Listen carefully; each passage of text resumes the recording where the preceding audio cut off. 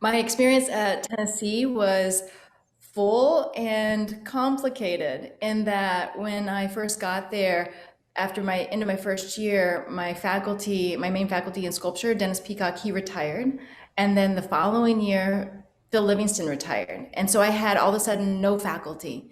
And so in some cases, some people would see that as a negative. In some ways, maybe it is, but I then got to work with both of them who are fabricators and work in very different materials and different ways that they visually communicate with an audience.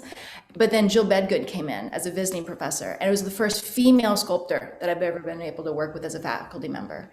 And her experience plus her space allowed for me to imagine myself there. She was, like I said, she was the first female sculptor and professor I'd ever gotten to work with. And all of a sudden, it changed my comprehension of what next steps could be. And so her work, though, is much more conceptual and material based, or what each material does within an installation. And so that helped to open that part of my work up more fully. I was already trying to bring in different materials, but she helped me to be able to start to analyze those in a way that I hadn't been.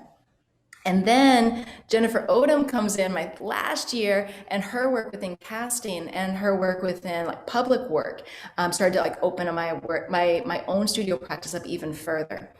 Plus, the chair of my thesis committee for my M.F.A.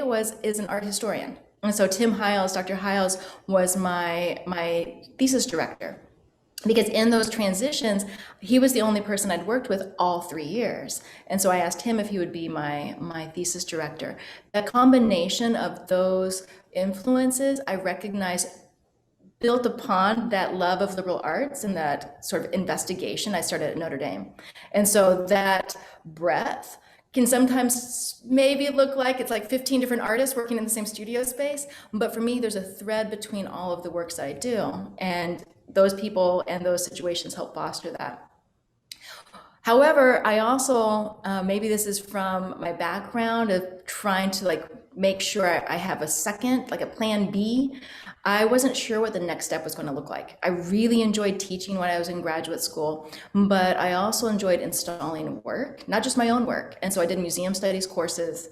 I volunteered on the installation crew at the museum in Knoxville, and I took every opportunity to have a variety of experiences in what is this art world. If I was going to do this, there was no way I was going to fail because I didn't try hard enough. And so I tried a little of everything and jumped full in. And whenever I finished up my thesis and my graduate work, I then became a professor at Hanover College, where I taught everything from sculpture to ceramics and public speaking and writing, and I also ran the gallery. And if it hadn't been for all of those other experiences, I don't think I would have been a tenure track professor right out of school. I was a professor at 25.